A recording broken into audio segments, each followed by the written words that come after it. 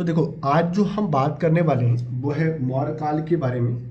मौर्य काल का छत्तीसगढ़ से किस तरीके से क्या संबंध रहा है, हम इसमें आज बात करने वाले हैं। आगे बढ़ने से पहले सबसे पहले हम देखते हैं कि मौर्य काल एग्जैक्टली है क्या। राइट। तो देखो, होता क्या है कि भारत में अगर ऐतिहासिक रूप से बात करूं तो 16 महाजनपद थे। कितने थे? 16। ये क्या था?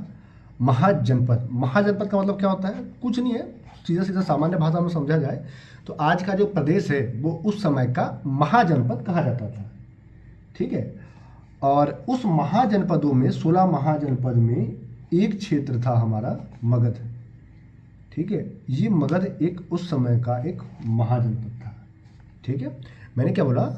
16 महाजनपद थे ऐतिहासिक काल में, और उस 16 महाजनपदों में से एक जनपद था जिसका महाजनपद था जिसका नाम था मगध।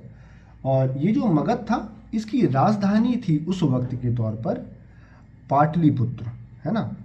पाटलिपुत्र मतलब आज का पटना। पटना क्या है? तो ये बिहार क्षेत्र का जो राजधानी है वो हो गया अपने को पटना, उस समय की राजधानी। ठीक है। अब अगर मैप से थोड़ा सा हम देखें, हालांकि मैप बनाने मेरे को एग्जैक्टली नहीं आता है, तो ये हो गया मान लो भारत का मैप। ठीक है। तो ये जो क्षेत्र हो गया उस समय, ये जो बिहार का क्षेत्र है ना, उस समय इसको कहा जाता था मगध। ठीक है। ये क्षेत्र था मगध महाजनपद, है ना। अब आगे बढ़ते हुए देखा जाए तो ये जो मगध महाजनपद था, यहाँ पे एक वंश था। भारत में काफ़ी सारे वंश रहे हैं, डायनेस्टी रहे हैं, जहाँ पे काफ़ी सारे शासकों ने अपना अपना शासन किया है, रूल किया है अपने अपने वंश के नाम से। जैसे अपना हर्यंक वंश हो गया, है ना, शिशुनाग वंश हो गया, नंद वंश हो गया, और नंद वंश के बाद आता है हमारे पास मौर्य वंश। तो हम बात कर रहे हैं यहाँ पे मगध में। मगध में एक वंश था मौर्य काल से पहले जिसका नाम था नंद वंश। कौन सा वंश था? नंद वंश, है ना। और इस नंद वंश का जो क्या कह सकते हैं, फाउंडर था बेसिकली, उसका नाम था महापद्मनंद, जिसने इस नंद वंश को बनाया था या इसकी नींव रखी थी, महापद्मनंद। ठीक है। और इसी महापद्मनंद का क्या मामला बनता है कि इसके बाद एक और शासक आता है महापद्मनंद के बाद, उसका नाम था घनानंद। हमें मेन जो शुरू करना है कहानी वो यहीं से शुरू करना है, जो एग्जैक्टली हमें समझ में आएगी। मैंने क्या बोला? ऐतिहासिक काल में हमारा जो देश था वो 16 महाजनपदों में विभक्त था। 16 महाजनपदों में से एक जनपद था, महाजनपद था मगध, जो कि बहुत बड़ा महाजनपद था, जिसकी राजधानी तत्कालीन पाटलिपुत्र थी, जो कि वर्तमान का पटना यानी कि बिहार का क्षेत्र होता है। ठीक है। इस बिहार पटना या पाटलिपुत्र या मगध महाजनपद में एक वंश था उस वक्त जिसका नाम था नंद वंश, जिसके फाउंडर थे या फिर इस वंश की जो नींव रखी थी वो महापद्मनंद ने रखी थी। और इसी वंश में एक शासक था जिसका नाम था घनानंद। ठीक है। तो घनानंद के समय क्या होता है कि घनानंद जो था एक बहुत ही मतलब घमंडी शासक था, है ना। इसके समय मामला कुछ नहीं होता था, कोई भी शासन प्रशासन नहीं होता था। इसके समय सिर्फ एक ही काम होता था, ये एक ही काम करता था, लड़की बुलवाता था इधर उधर से और नचवाता था दरबार में, और देखता था डांस, पीता था शराब। इसका इतना ही मामला था। ठीक है। बाकी इसके शासन में कुछ काम नहीं होता था।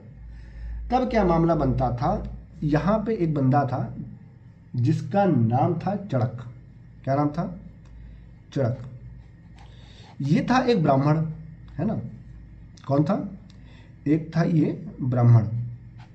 अब ये देखता है कि भैया ये जो घनानंद है ये साला कुछ कर नहीं रहा है शासन के नाम में, सिर्फ ये लौंडियाबाजी कर रहा है, लड़कीबाजी कर रहा है, लड़की नचवा रहा है, शराब पी रहा है, इसके अलावा कुछ ये ढंग का काम कर ही नहीं रहा है। ठीक है। तो ये क्या प्लान बनाता है कि यार एक काम करते हैं, है ना, इसको अपन रास्ते से हटाते हैं, मतलब घनानंद को अपन निपटाते हैं, और इसको निपटा के अपन सीधा सीधा बन जाते हैं मालिक, राजा। मतलब घुमा फिरा के अपने को शासन करना मांगता है। इसकी ये अवधारणा थी या इसकी मानसिकता थी बेसिकली, है ना। हिंदी को ज़्यादा मत लेना, कमज़ोर है। ठीक है। तो ये क्या बोलता है? अपने को बनना मांगता है। उसके लिए क्या करना पड़ेगा, तो भैया बोलता है कि यार देखो मैं डायरेक्ट तो नहीं बन सकता, इसके लिए क्या करना पड़ेगा, पहले मेरे को बनना पड़ेगा महामात्य। ठीक है, महामात्य का मतलब क्या होता है, महामात्य का मतलब सीधा सीधा देखा जाए तो ये प्रमुख मंत्री होते हैं। जो मंत्री हो गया ना, मंत्रियों का प्रमुख मंत्री जो होता है वो हो गया महामात्य। ठीक है, ये बोलता है कि मेरे को सबसे पहले महामात्य बनना पड़ेगा, तब जाके मैं मंत्रियों का प्रमुख होऊंगा, उसके बाद निपटाऊंगा इसको घनानंद को और निपटा के बनूंगा राजा। ये चाणक्य की पूरी योजना थी। लेकिन लेकिन लेकिन क्या होता है, घनानंद के पास ऑलरेडी उस वक्त 2 महामात्य उपलब्ध थे, महामात्य उपलब्ध थे। और उस महामात्य का नाम था, एक था राक्षस, महामात्य राक्षस हो गया, और दूसरा महामात्य हो गया, महापुरुष हो गया, जिनका नाम था अबे यार कात्यायन। ठीक है, ये 2 महामात्य इसके पास, घनानंद के पास ऑलरेडी उपलब्ध थे। तो अब मामला गड़बड़ हो गया कि यार किया क्या जाए। ठीक है, अब जो इसने योजना बनाई थी कि भैया मैं महामात्य बनूंगा, प्रमुख मंत्री बनूंगा और घनानंद को निपटा के अगला रूल मैं ही करूंगा, तो इसके पूरी योजना की जानकारी इन दोनों महामात्यों को पड़ जाती है कि भाई ये तो खेल कर रहा है उधर, वो राजा को निपटा देगा, और अगर घनानंद को निपटाया तो मेरा तो खलास हो जाएगा ना भाई, मैं तो कहीं का नहीं रहूँगा, मैं कटोरा में आ जाऊँगा। तब ये दोनों क्या करते हैं, इस पूरी योजना को बताते हैं घनानंद को कि मालिक मालिक मालिक देख, चढ़क का करते ये तोला मारेला प्लान बनाते। ठीक है, ये पूरा योजना इसको बता देता है। अब जैसे ही घनानंद को पता लगता है कि भैया ये तो मोला मारेला प्लान बनाते, मैं तो निपट जाऊंगा भैया, तो ये क्या बोलता है, ऐसा कोई बचा नहीं जो मुझे मार सके और मैं इसको निपटा दूंगा इससे पहले। इसने क्या करा, घनानंद सीधा जाता है और चढ़क को निपटा देता है। ठीक है, ये क्या करता है, इसका करता है हत्या। अब जब ये हत्या हो रहा होता है, चढ़क को जब निपटाया जाता है, तो चढ़क का एक पुत्र होता है, क्या नाम होता है उसका, उस पुत्र का नाम होता है कौटिल्य। ठीक है, ये पूरा घटना को देख लिया कि भाई मेरे पिता को कैसे निपटाया जा रहा है। ठीक है, इसके सामने ही इसके पिता को निपटा दिया गया, हत्या कर दिया गया। इसके बाद कौटिल्य जैसे तैसे जाते हैं, अपने पिता का दाह संस्कार वगैरह करता है, और उस समय इसने लिया 3 प्रतिज्ञा। कितना प्रतिज्ञा, 3 प्रतिज्ञा ये ले लेता है। क्या लेता है, पहला लेता है कि भैया जब तक मैं बदला नहीं लूँगा इससे, तब तक पका हुआ भोजन जो है वो नहीं करूँगा। क्या बोलता है, जब तक मैं इसको नहीं निपटा देता, बदला नहीं ले लेता, तब तक मैं पका हुआ भोजन जो है वो नहीं करूँगा।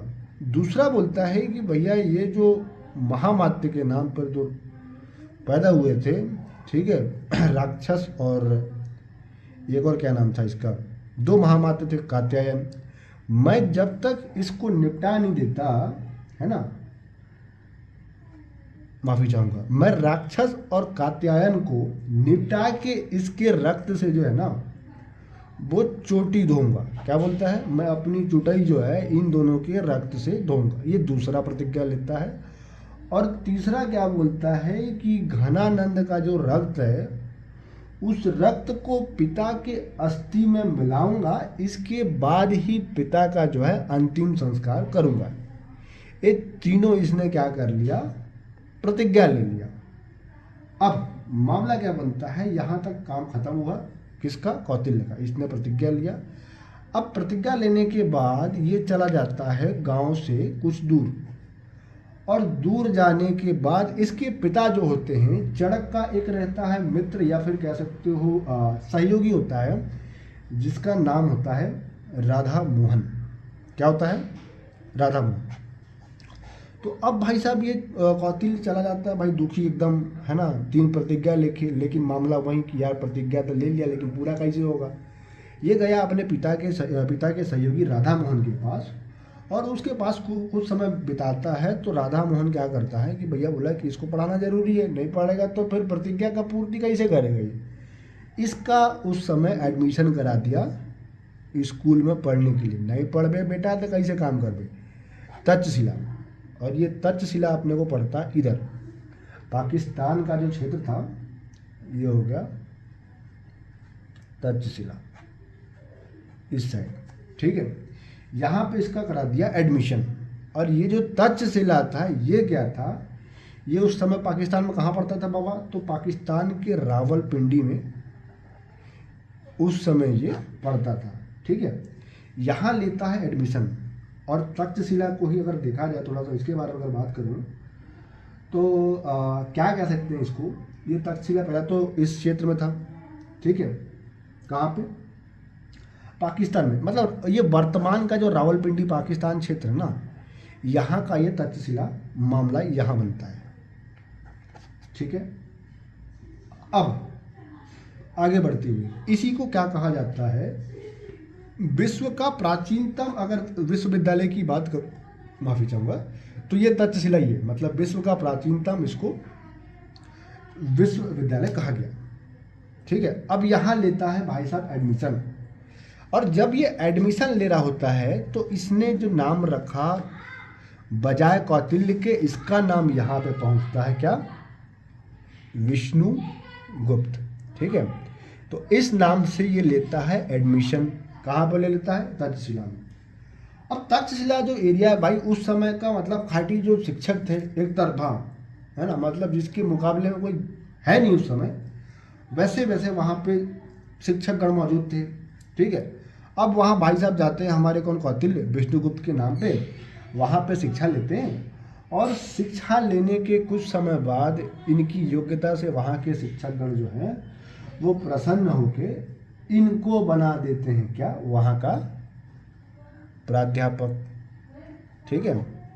अब ये बन गया भाई साहब वहाँ का प्राध्यापक। मामला अब यहाँ खत्म नहीं होता है, अब क्या आगे बढ़ता है मामला। प्राध्यापक तो भाई साहब बन जाते हैं यहाँ पे। प्राध्यापक बनने के बाद वहीं तक्षशिला के क्षेत्र में एक राजा होता है जिसका नाम होता है पुरस। कौन होता है, पुरस।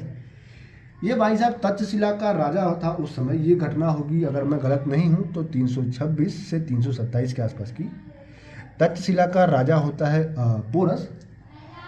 और यहाँ पे पुरस और सिकंदर, सिकंदर एक होता है मकदूनिया का, ठीक है, सिकंदर, मकदूनिया का सिकंदर होता है। इसके बीच 326 327 ईसा पूर्व, मतलब बीसी के आसपास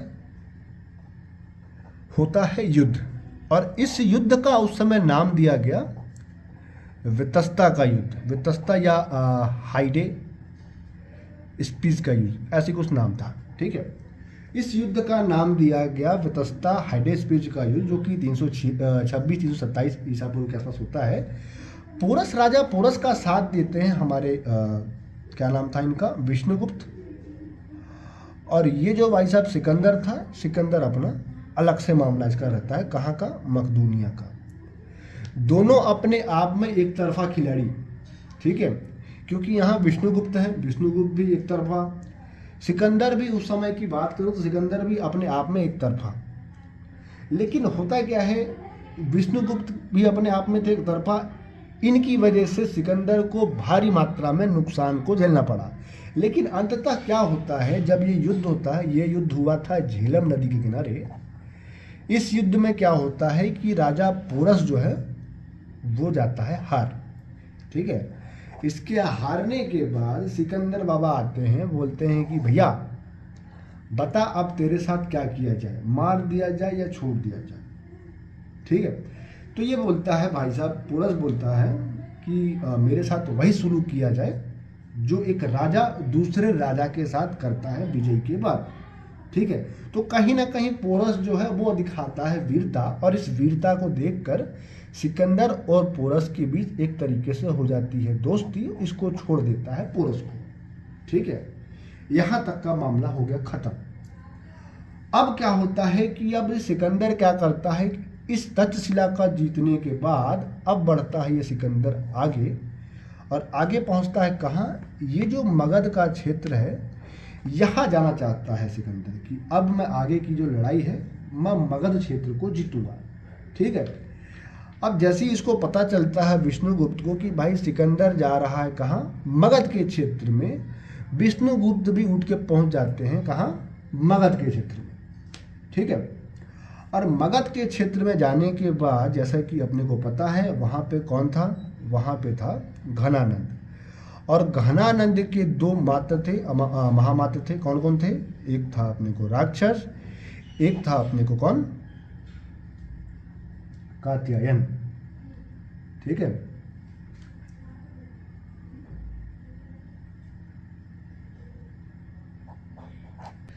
इसका एक दोस्त भी होता है। किसका?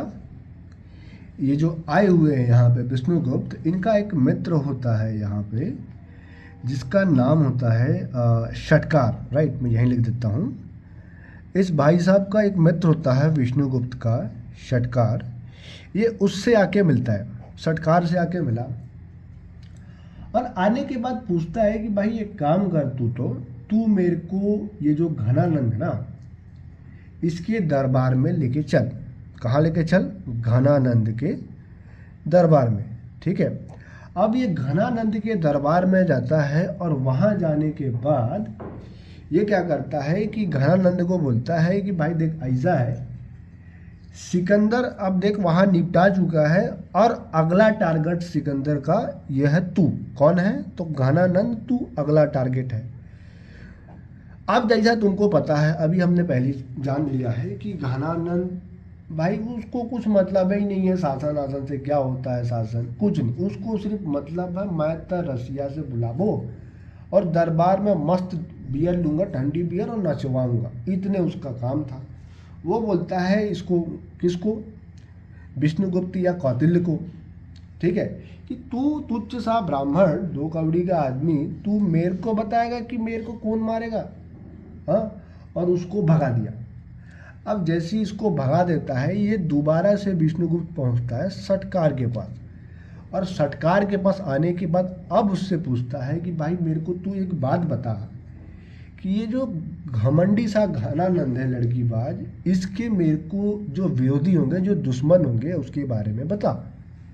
तब षटकार क्या करता है? षटकार बेसिकली कौन है? तो मित्र है। किसका मित्र है?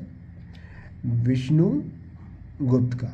ठीक है, अब यहाँ पे क्या होता है कि षटकार बताता है घनानंद के विरोधियों के बारे में कि भाई तू देख, इसके यहाँ पे 2 विरोधी हैं। एक तो हो गया तुम्हारा आदिवासी। ठीक है, कौन है? आदिवासी। और दूसरा हो गई मुरा।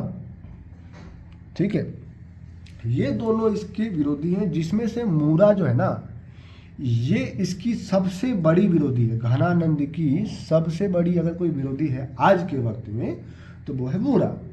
अब क्या करते हैं विष्णुगुप्त कि ये जाता है मुरा के पास, और मुरा के पास जब जाता है तो मुरा का पुत्र था जिसका नाम था चंद्रगुप्त। ठीक है, अब ये चंद्रगुप्त को वहाँ देखता है। चंद्रगुप्त भी महापराक्रमी आदमी बचपन से ही। अब जैसे ही इसने देखा विष्णुगुप्त ने चंद्रगुप्त को, इसकी खोज हो गई पूरी।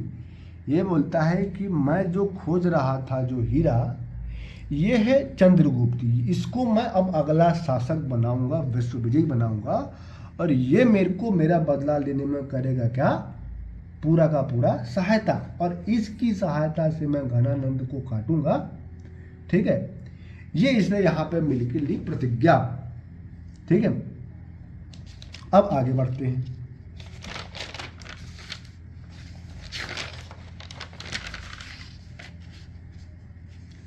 अब क्या करता है कि चंद्रगुप्त मौर्य जो है उसको ये करता है ट्रेंड। कौन? विष्णुगुप्त। पूरा का पूरा मामला सिखाता है कि भाई तेरे को ऐसे निपटाना है, वैसे निपटाना है, ऐसे ऐसे खेला जाता है। ठीक है, उसको बताया गया और उनको बोला गया है कि भाई अब तेरे को अगला निपटाना किसको है? घनानंद को निपटाने का है।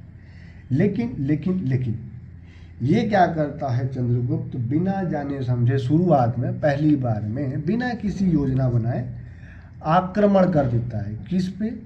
ये आक्रमण करता है घनानंद पे। अब जैसे ही इसने आक्रमण किया तो पहली बार के आक्रमण में ये जो है चंद्रगुप्त, ये हो जाते हैं पराजय। अब मामला बिगड़ गया भैया कि यार मैं तो गया था निपटाने, मैं तो हार गया, अब क्या किया जाए। तब क्या होता है कि चंद्रगुप्त और ये विष्णुगुप्त मिलके दूसरी बार दोबारा से एक योजना बनाते हैं, और उस योजना को बनाने के बाद चंद्रगुप्त और विष्णुगुप्त जो है घनानंद को निपटाते हैं। और जब निपटा रहे होते हैं ना, ध्यान से सुनना, जब इसको निपटा रहे होते हैं तब भाई साहब इसने क्या किया, विष्णुगुप्त ने अपना परिचय दिया। विष्णुगुप्त जो था वो परिचय देता है जब चंद्रगुप्त मौर्य घनानंद को निपटा रहा होता है कि भाई देख घनानंद, मैं वही कौटिल्य हूँ, चाणक्य का पुत्र हूँ, जिसको तूने मेरी आंखों के सामने मारा था। वो मेरे पिता थे, ठीक है, मैं उनका पुत्र हूँ। और यहीं से उसका नाम चाणक्य के बाद माफ़ी चाहूँगा, विष्णुगुप्त के बाद क्या नाम होता है, यह होता है चाणक्य। ठीक है, यहाँ तक मामला हो गया अपने को क्लियर। अब क्या होता है कि यहाँ तक ख़त्म होने के बाद ये क्या करता है, चंद्रगुप्त मौर्य और जो चाणक्य थे ये लोग मिलके सिकंदर को भी पराजित करते हैं। जो सिकंदर पोरस को जो निपटाया था इसको भी पराजित करता है, और चंद्रगुप्त मौर्य बनता है अगला शासक। और चंद्रगुप्त मौर्य ने क्या नींव रखा, तो ये नींव रखा मौर्य वंश के नाम पर, है ना। एक नया वंश आता है जिसका नाम होता है मौर्य वंश। मौर्य क्यों रखा, तो मौर्य रखा क्योंकि इसकी माता का नाम था मूरा। क्लियर है यहाँ तक। तो इस तरीके से हमारा जो है ये मौर्य वंश का उदय होता है। अब देखते हैं आगे।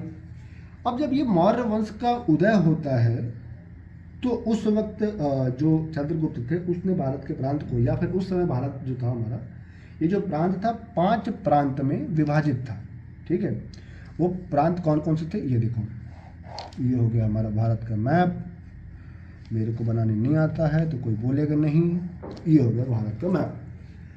अब जब ये मैप है भारत का, तो यहाँ पे देखो मैंने बताया आपको 5 प्रांत में भी विभाजित था। ऊपर का जो ये क्षेत्र था, ये वाला राजस्थान वगैरह जो इधर आ जाता है, इसको बोला गया उत्तरापथ।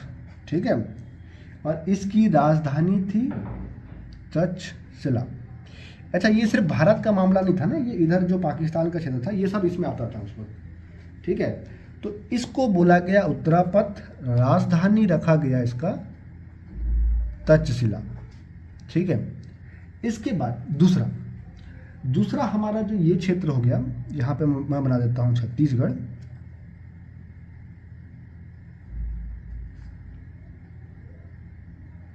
ये हो गया हमारा छत्तीसगढ़, और यहाँ का जो क्षेत्र था ये वाला, यहाँ से लेके मान लो मैं कुछ इस तरीके से बना देता हूँ। ठीक है, इस तरीके से इसका नाम रख दिया गया उस समय प्राची। और इसकी राजधानी की बात करूं तो इसकी राजधानी थी उस वक्त पाटलिपुत्र, जो कि आज का बिहार का पटना था। ठीक है, ये 1 और 1 2 हो गया।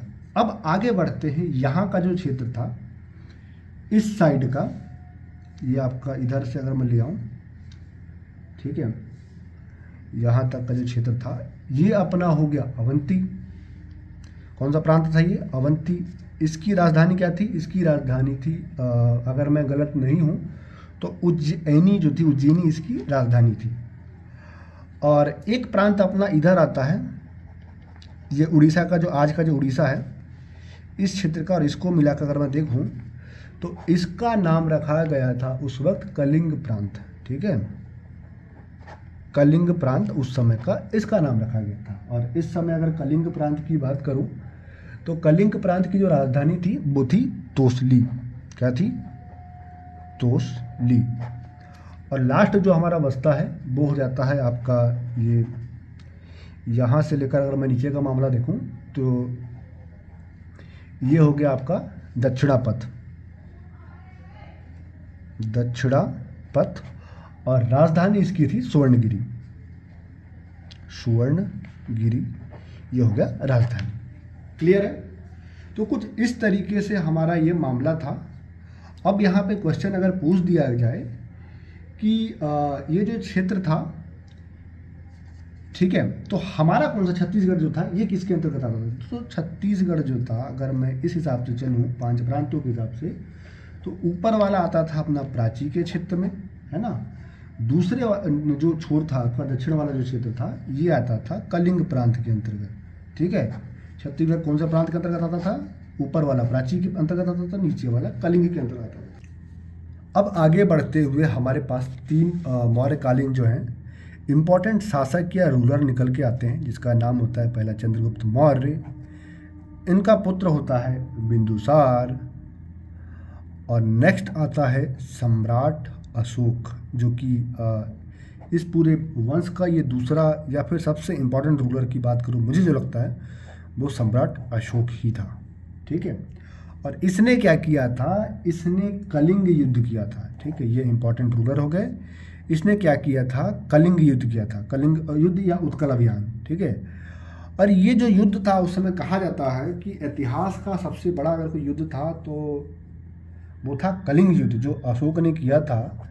मामला क्या था उस टाइम? उसने ये जो पूरा उड़ीसा का जो क्षेत्र था, जो कलिंग का जो क्षेत्र था, इसमें लाखों लोगों को निर्मम हत्या किया था इसने। मतलब जो मारे जा रहा है सो मारे जा रहा है, औरत है, बच्चा है, बूढ़ा है, सबको निपटाया। और निपटाने के बाद जब इसको होश आया, जब इसने पीछे मुड़ के देखा शांति से कि भाई मैंने क्या किया, तो इसको समझ में आया कि भाई मैंने ऐसे असहाय लोगों को मारा है, औरत, बच्चे, बूढ़े को, जिसका कोई दोष नहीं था, राइट। और इस खून खराबे को देखने के बाद कहा जाता है कि अशोक का हृदय परिवर्तन होता है। ये क्वेश्चन पूछा जाता है एग्जाम में कि भैया अशोक, सम्राट अशोक का हृदय परिवर्तन कब हुआ था? तो भैया जब उसने कलिंग युद्ध में निपटाया, लाखों की लाश देखी, असहाय लोगों की लाश देखी, जिसकी कोई इस युद्ध से मतलब इस मामले से कोई दोष नहीं था, उसके बाद उसका हृदय परिवर्तन होता है। और इस हृदय परिवर्तन होने के बाद सम्राट अशोक ने चालू किया धम्म नीति, यानी कि धर्म से संबंधित नीति, और अपनाया बौद्ध धर्म, ठीक है। यहाँ से इसने अपनाया बौद्ध धर्म। अब एक और चीज़ क्या कही जाती है जो हमें छत्तीसगढ़ से पढ़ना है, जब इसने कलिंग युद्ध किया था तो कलिंग युद्ध मतलब उड़ीसा क्षेत्र करते समय ये छत्तीसगढ़ भी होके गुजरा था। तो जब छत्तीसगढ़ होके गुजरा था तो छत्तीसगढ़ में यहाँ पे उसने क्या क्या साक्ष्य ऐसे हैं जो ये प्रमाण करते हैं, जो कि सम्राट अशोक के कलिंग युद्ध के समय या फिर छत्तीसगढ़ आगमन के समय की व्याख्या करता है या फिर प्रमाणित करता है, राइट। तो इसकी जो जानकारी मिलती है कि भैया सम्राट अशोक जो है छत्तीसगढ़ में कुछ ना कुछ मामला करके गया था, वो जानकारी हमें मिलती है अभिलेखों के रूप में। मतलब खुदाई जो हुई थी, उत्खनन हुआ था, उत्खनन से प्राप्त हमें अभिलेख हो गए, सिक्के हो गए, मूर्तियाँ हो गई। तो कुछ इन चीज़ों की और कुछ अन्य साक्ष्य भी हैं। मतलब घुमा फिरा के इन चीज़ों के उत्खनन के बाद हमें पता लगता है कि सम्राट अशोक का जो मामला है या मौर्य काल का जो मामला है हमारे छत्तीसगढ़ से जुड़ा हुआ है। तो हमें आगे चल के इन्हीं चीज़ों को समझना है या पढ़ना है कि भैया मौर्य काल का या अशोक का छत्तीसगढ़ से किस तरीके से संबंध है, या फिर ऐसे कौन कौन से स्थान हैं जहाँ से हमें अभिलेख, सिक्के और मूर्तियाँ प्राप्त हुए हैं जो हमें मौर्य काल का प्रमाण करते हैं, है ना। जो कि अपकमिंग एग्जाम्स जो होते हैं या छत्तीसगढ़ के जो एग्ज़ाम्स हैं, चाहे वो वनडे एग्ज़ाम हो या फिर PSC का एग्ज़ाम हो, जहाँ पे ये प्रश्न पूछे जाते हैं।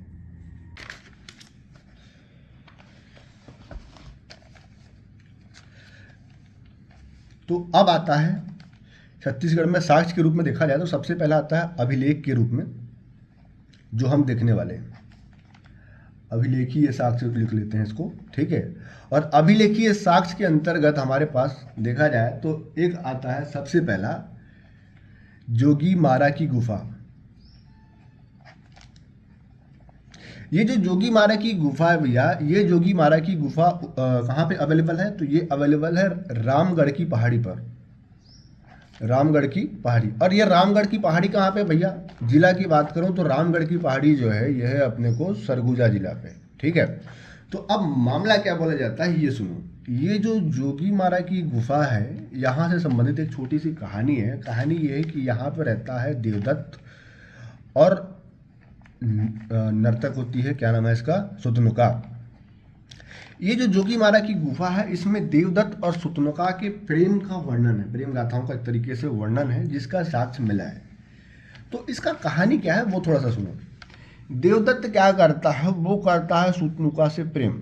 ये जाता है भाई एकदम शाहरुख खान बन के, सुतनुका को बोलता है आइला मैं तोर से मरत ले प्रेम करता हूँ।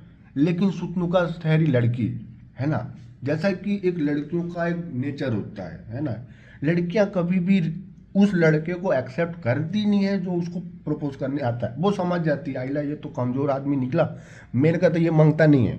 वो सीधा बोलती है you deserve someone better. Devdutt को डायरेक्ट नहीं मना करेगी ना भाई, रिजेक्ट कर देगी डायरेक्ट, क्या पता वो कल के दिन उठ के डीएम बन जाए, है नहीं, वो तुरंत दिखा देगा ठुकरा के मेरा प्यार। तो बैकअप तो कुछ रखना चाहिए ना, लड़कियां तो बैकअप रखती हैं, नहीं रखेंगी उनका खाना चल भी नहीं करेगा। वो लड़की सीधा सीधा इसको बोलती है यू डिजर्व समवन बेटर। अब देवदत्त भारी दुखी हो जाता है, यार मैं इसको मरत ले प्रेम करता था, मैं गया इसको प्रपोज मारने, शाहरुख खान बना, लेकिन ये मेरे का रिजेक्ट मारती। ठीक है, ये शाहरुख खान और सलमान खान का देखा ही नहीं मामला, शाहरुख खान तो देख लिया, सलमान खान का मामला नहीं देखा। सलमान खान क्या बोलते हैं, वो बोलते हैं तुम पैसे के पीछे भागोगे लड़की तुम्हारे पीछे भागेगी, तुम लड़की के पीछे भागो लड़की तुम्हारा पैसा लेके भागी। बात बिल्कुल 100% सही बोले, है ना। तो ये भाई साहब मामला यहाँ पे होता है। तो देवदत्त तो जो होता है भारी उदास। लेकिन लेकिन लेकिन सुतनुका का क्या मामला होता है, कहा जाता है कि सुतनुका जो है कृष्ण भक्ति में लीन थी, इसलिए इसने देवदत्त को जय माता दी मैं नमस्ते बोला कि मेरे को तुम नहीं मांगते हो, है ना। तो यहाँ पे जो इस गुफा में जो अपने को इसके जो साक्ष्य देखने को मिले हैं वो है आपका कौन सी लिपि में, पाली भाषा और ब्राह्मी लिपि। अब यहाँ पे जो इनका जो प्रेम का वर्णन है ये किया गया है पाली भाषा में और ब्राह्मी लिपि में।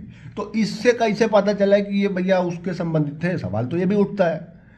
तो इससे ऐसे पता लगा कि ये मौर्य काल से संबंधित है। ये जो लिपि है ब्राह्मी लिपि और पाली भाषा, इसका जो प्रचलन था उस वक्त के समय की बात करूं तो मौर्य काल में अशोक के समय इस भाषा का प्रचलन था। इस तरीके से इसको माना जाता है कि भैया ये जो था एरिया मौर्य काल के अंतर्गत था। ठीक है, अब थोड़ा सा और देखें जोगी मारा की गुफा के बारे में। तो जोगी मारा की गुफा को खोजा था कर्नल आउसले ने। किसने, कर्नल, भाई लिखने नहीं आता मेरे को ना, आउसले ने खोजा था। कब खोजा था, ये खोजा होगा मेरे ख्याल से 1848 ईस्वी में। कर्नल आउसले ने इसको शिकार के दौरान खोजा था, या कुछ और भी हो सकता है, मेरे को जो पता है वो बता रहा हूँ। और दूसरा क्या था, एक अवलोकन करता होते हैं, ये होते हैं कैप्टन टी ब्लास। ये भाई साहब 1904 के आसपास 1904 ईस्वी में इसका अवलोकन करते हैं।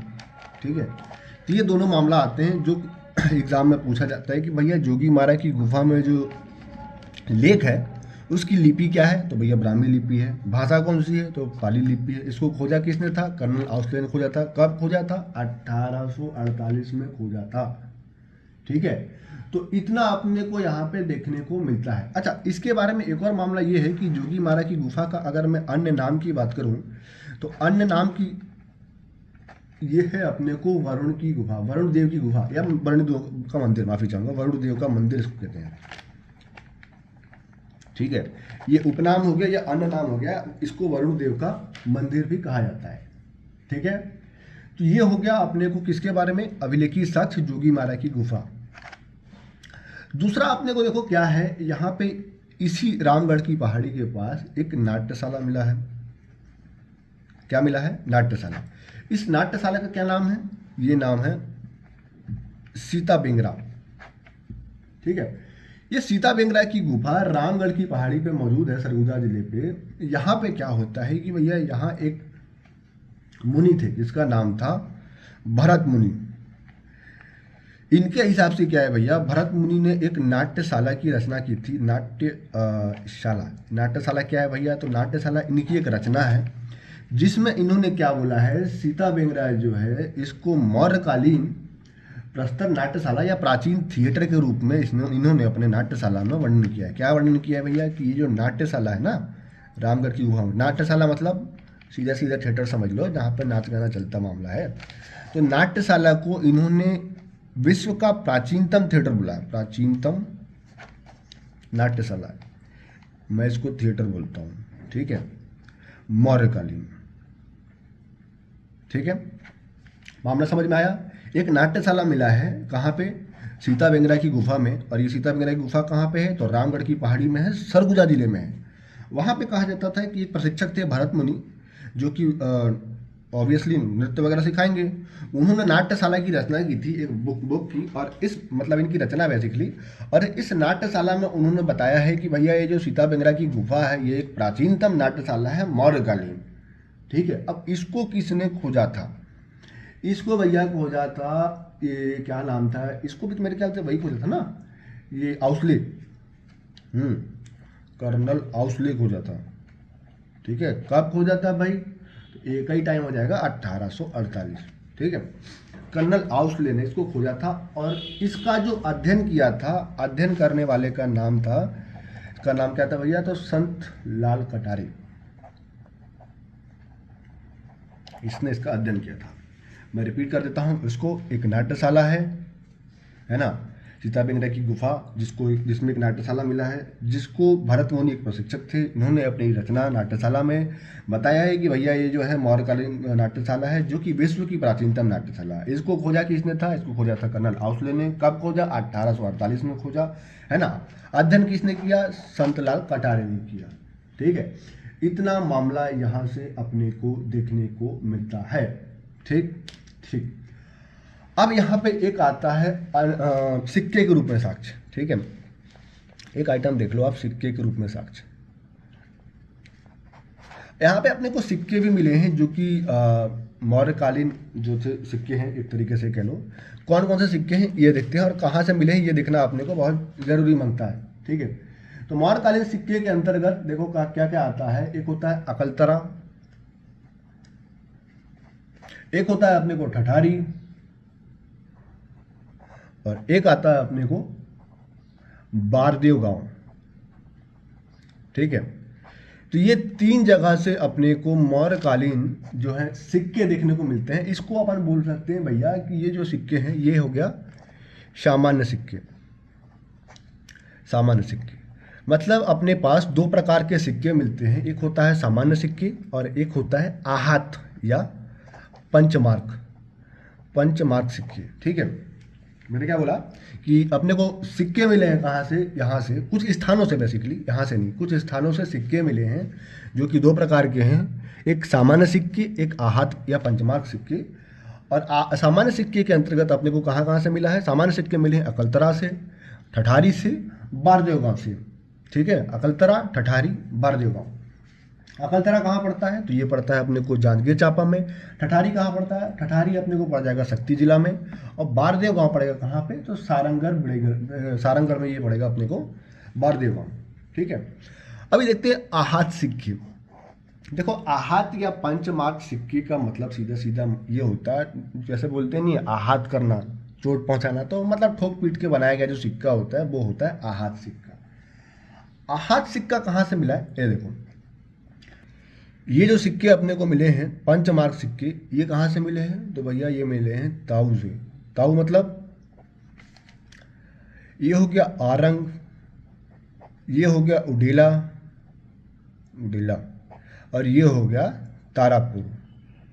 इन तीन जगह से अपने को आहत या पंचमार्क सिक्के मिले। कहाँ से मिले भैया, तो ताऊ से मिले हैं, ये मैंने याद करने को बताया है भैया। और तारापुर कहाँ पे पड़ता है, तारापुर, आरंग और उडेला, ये सारा जगह पड़ेगा अपने को कहाँ, रायपुर में। ठीक है, तो यहाँ से अपने को आहत या पंचमार्क सिक्के मिले हैं। सामान्य सिक्के कहाँ से, अकलतरा, ठठारी, बारदेव गाँव, ये सीधा सीधा याद कर लो। ठीक है, इसके बाद अपने को एक और मामला क्या बोलता है कि सिक्के हो गए, अभिलेख हो गए। अब ये आता है अगला, एक अन्य साक्ष्य के रूप में देखा जाए तो यहाँ पे अपने को देखो सरगुजा जिला है। सरगुजा जिला में से अपने को एक कपाटपुरम मिला है, मतलब कपाटपुरम के पास से कह सकते हैं अपन। ठीक है, एक लाट मिला है। लाट का मतलब सीधा सीधा समझ लो स्तंभ है। स्तंभ का मतलब समझ ही गया, खंभा। कहाँ से मिला है भैया, तो ये सरगुजा जिले में एक कपाटपुरम से मिला है अपने को। कपाटपुरम जिसको कहा गया लाट, अशोक का लाट। ठीक है, अभी तुमसे स्तंभ, ठीक है, अभी तुमसे क्वेश्चन पूछ दिया जाएगा कि भैया अशोक का जो लाट है या स्तंभ है ये कहाँ से मिला है, तो सीधा सीधा आंसर होगा भैया कि सरगुजा के कपाटपुरम से अपने को अशोक का लाट देखने को प्राप्त हुआ, जिसको स्तंभ बोला जाता है। ठीक है, ये मामला हो गया यहाँ से। इसके अलावा क्या और भी साक्ष्य मिले हैं? तो हाँ भैया मिले हैं। कहाँ से मिले हैं? तो ये हो गया एमसीबी। एमसीबी मतलब होता है मनेंद्रगढ़, चिरमिरी, भरतपुर। यहाँ पे कोटाडोल से अपने को, ये जो कोटाडोल स्थान है, यहाँ से अपने को अशोककालीन मूर्ति प्राप्त हुई है। क्या प्राप्त हुई है? मूर्ति। ठीक है, क्या क्या देखे हैं अपन? जोगीमारा की गुफा देख चुके हैं, नाट्यशाला देख चुके हैं, सिक्के में सामान्य सिक्के, आहत सिक्के।